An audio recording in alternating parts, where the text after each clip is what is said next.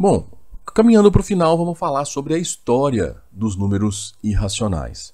Os números irracionais começam a aparecer na matemática pelos estudos realizados na Grécia Antiga quando, ao calcular-se problemas envolvendo o Teorema de Pitágoras, encontrava-se raízes não exatas. O ato de procurar solução para essas raízes não exatas tornou notável a existência das dízimas não periódicas, ou seja, de números cuja parte decimal é infinita e não possui uma sequência bem definida. Naquela época, a saída usada por Pitágoras foi, então, proclamar que alguns comprimentos simplesmente não poderiam ser expressos através de números, contrariando sua filosofia que dizia que o número é o princípio de tudo e cujos seguidores eram chamados de pitagóricos. O paradoxo foi mantido rigorosamente em sigilo dentro da sociedade pitagórica. Isso gerou uma lenda a respeito da sociedade pitagórica que torna muito curiosa a história dos números irracionais.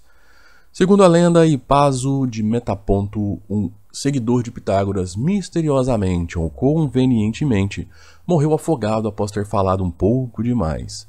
Apesar disso, a descoberta dos números irracionais, que ameaçava a doutrina de que tudo podia ser demonstrado através de números, é comumente atribuída a Hipaso. Historicamente, os números irracionais começaram a ser descobertos pelos gregos, mas os hindus também estudaram estes números e foram os primeiros a considerar as raízes irracionais dos números como números, de fato. Isso porque eles não levavam a sério a diferença entre grandezas comensuráveis e incomensuráveis como eram os gregos. No passado, para a matemática indiana liderada por Brahmagupta, não havia dificuldade em aceitar os números irracionais como foram para os gregos, e as gerações posteriores seguiram o seu exemplo sem análise crítica, até que os matemáticos do século XIX estabeleceram o sistema de números reais sobre base sólida. Na primeira metade do século XVI, a matemática viu a álgebra alemã ganhar força, e um dos principais matemáticos do período foi Michael Stifel, que ofereceu uma definição interessante para os números irracionais. Um tanto hesitante, ele dizia que esses números estão escondidos sob uma espécie de nuvem de infinitude. No século seguinte, Cardano, em sua Ars Magna, observou pela primeira vez de modo significativo os números irracionais, que àquela altura eram bem aceitos por causa das aproximações com números racionais que eram possíveis de serem feitas. Mesmo assim, naquele período, números negativos, irracionais e imaginários, os tais complexos, eram considerados anomalias com as quais os matemáticos tinham que conviver.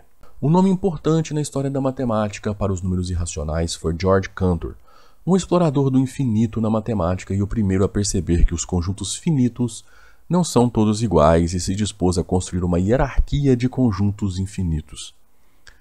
Seus estudos sobre os conjuntos numéricos levaram a uma aritmética transfinita e a estabelecer a teoria dos conjuntos como uma disciplina matemática completamente desenvolvida. Por consequência, organizava, enfim, o conjunto dos números irracionais dentro do seu contexto dos números reais. E aqui eu quero fazer um parênteses. Eu quero indicar para vocês um livro chamado O Mistério do Aleph, do Amir Axel. Esse livro ele conta a história do George Cantor na sua busca por essa teoria aí de entender o infinito. E aí ele esbarra nos números irracionais, tá bom? E esse estudo vai levar o George Cantor à loucura. Estudar os números irracionais pode te levar à loucura, tá bom? E aí nesse livro te conta exatamente essa passagem. Fica a dica para você, tem o link do livro aí na descrição. Um dos melhores livros que eu já li, que tem o seguinte subtítulo: A Matemática, a Cabala e a Procura pelo Infinito.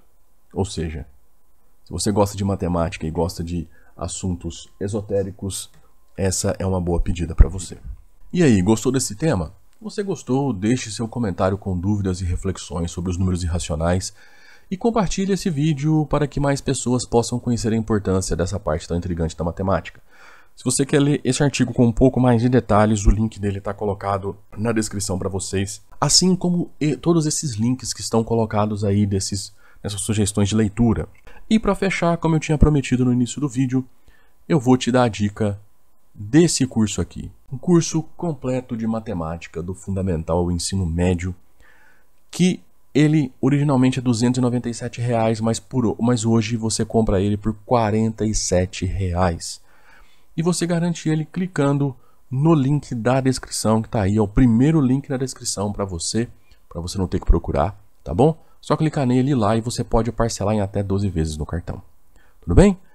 Essa era a minha dica para você que está precisando de apoio aí no seu curso de matemática, ou então vai fazer um curso de matemática, um curso de graduação em matemática, um curso de graduação em engenharia, em física, e acha que sua base em matemática não está assim tão boa. Essa é a grande oportunidade. Por menos de R$50 você consegue pagar um curso completo do fundamental ao ensino médio de matemática, que vai nivelar a sua base matemática e te permitir ter sucesso na sua graduação ou até mesmo no seu Enem, tá bom?